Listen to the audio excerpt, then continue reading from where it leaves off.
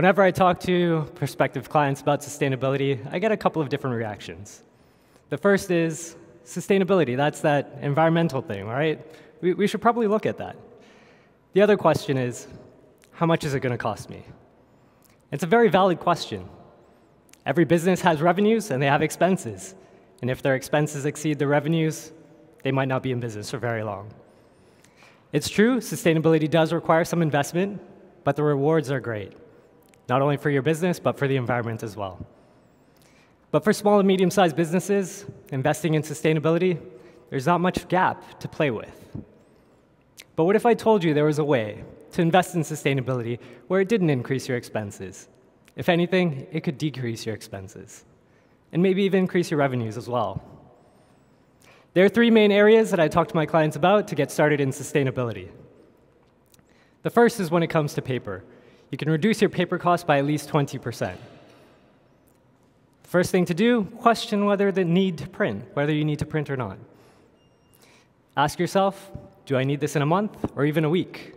If the answer is no, let's take advantage of technology. We can read, save, and send things digitally. The second, because we don't live in a completely paperless environment just yet, we may need to print. A few things to keep in mind. Print double-sided, in black and white, in draft form, and only the pages that we need. So say we have a 10-page document that we need to print. Printing double-sided, we've gone from 10 pages down to 5. Say we only need 2 pages of that 10-page document, we've gone from 5 to just 1. And before we dispose of that paper, we throw it in the recycling bin. We may have printed on some of the pages single-sided. We can collect those single-sided pages and turn them into notepads. So what does that mean for our business? Well, because we're printing less, we're using less paper and less toner.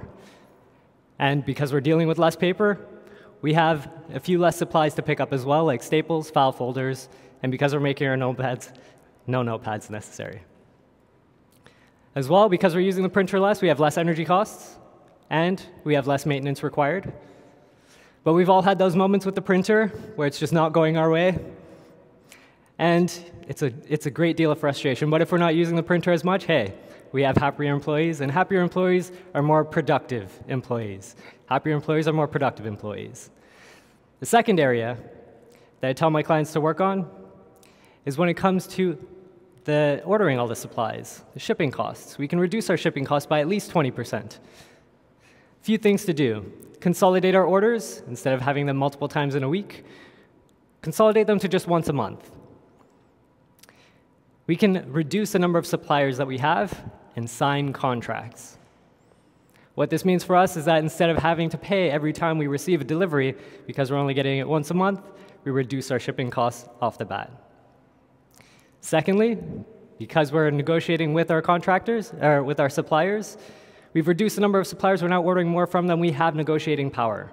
And if we're willing to sign contracts, we can drive the prices even lower and lock them in. Now, we've all had employees that go into the storage room looking for supplies. Sometimes they find it, sometimes they don't. When they don't find it, it's a source of frustration from time to time. At the same time, that's time wasted.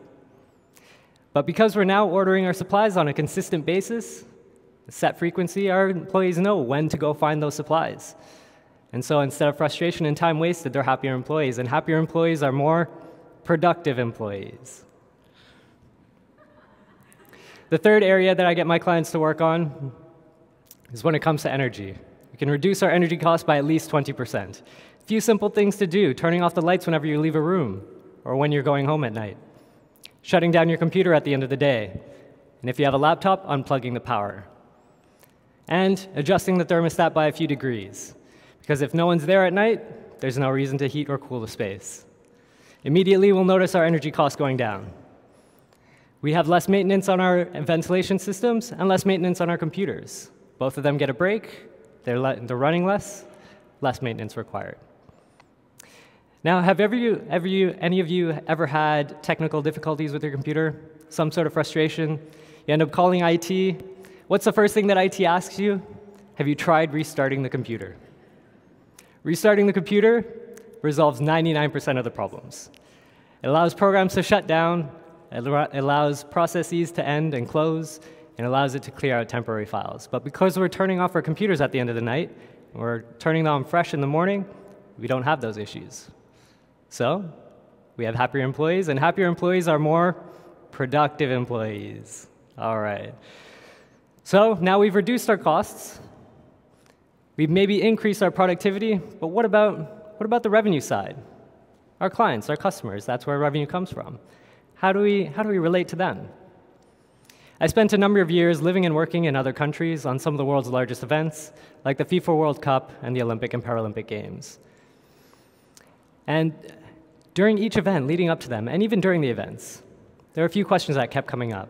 Where's all this money going? And what's going to happen after the Games?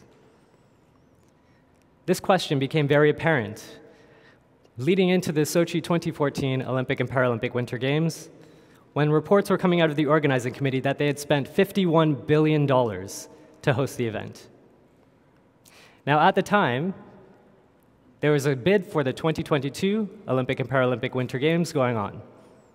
Went from a handful of cities bidding down to just 2. Governments were pulling their support from the bids, and so the cities had to retract their bids. Governments didn't feel that it was fiscally responsible to be part of the bid if they had to spend that much just to host the Games. The International Olympic Committee recognized this problem, and they decided to reform the entire process, and they called it Agenda 2020. And the idea was to streamline the entire process, ensure that it was more cost-effective for cities to bid, and at the same time using existing venues. And if any venues needed to be built, that they were only temporary, or that there was actually a purpose for them after the Games. They implemented this process for the next round of bidding, which was for the 2024 Olympic and Paralympic Games. Interestingly, again, there were a handful of cities that were bidding, very interested, boiled down to just 2. This time, it wasn't the governments that weren't supportive of the bid. No, in fact, they were very supportive of the bid. They wanted to host the Games in their cities. It was the citizens who were standing up and saying, no, we don't want this here. We don't feel that it's financially viable to host this, and we could better spend the money on something else. And that's becoming a common trend now. Consumers are becoming more conscious about what's happening around them. They're speaking up, they're becoming more vocal. They're concerned about what's happening to their city, their communities, the environment. The environment. Let's take plastic bags, for example. We use them all the time. But they also end up everywhere. Our landfills, parks, streets, and they're not very easy to recycle. Consumers started speaking up. They started saying, hey, these plastic bags are causing a problem. If we can't recycle them, what can we do? Now, many grocery stores charge you a fee to use the plastic bags. And in some cases, many cities now are adopting a plastic bag ban. Straws. Straws are also very difficult to recycle. They end up in our trash and in the waters. They're affecting our marine life. It becomes very difficult to deal with. So now many companies are banning straws. And in fact, countries are now banning straws. We all need our caffeine fix. We can't avoid it. But those disposable cups that we use are unfortunately disposable. They're not recyclable. So consumers started speaking up. Now many coffee locations offer a discount if you decide to bring your own cup. Consumers are becoming more aware of what's happening around them. They are standing up, they're speaking their voice, and they want to know where they're spending their money. They want to ensure that the companies that they purchase from are concerned with the same things. If they're concerned with the environment, what are we doing to help? Well, so far, in terms of sustainability, we're just reducing our costs. But what if by reducing our costs, we're actually impacting the environment as well? Let's take a closer look in the paper industry. Paper manufacturing process is the third most energy-intensive process in the manufacturing industry. And the average office worker uses about 10,000 sheets of paper each year. The waste coming out of a business, well, 50% of it is comprised of paper. Now, if we decided to recycle at least 1 ton of paper, we'd be saving 17 trees. 2,500 liters of oil, and 26,500 liters of water. Those deliveries that we get, well, the largest demand for oil comes from the freight trucking industry, amongst all other forms of transportation. And between 1990 and 2015, the demand for oil from the freight truck industry doubled. And by the time I retire, the world is going to be out of oil. That's in this lifetime. What does that mean for the next generation or the generation after? When it comes to energy, the demand between now and 2030, which is only 12 years from now, is expected to increase by 30%. Interestingly, a business's energy costs, 30% of it can be attributed to unintentional use or inefficiencies.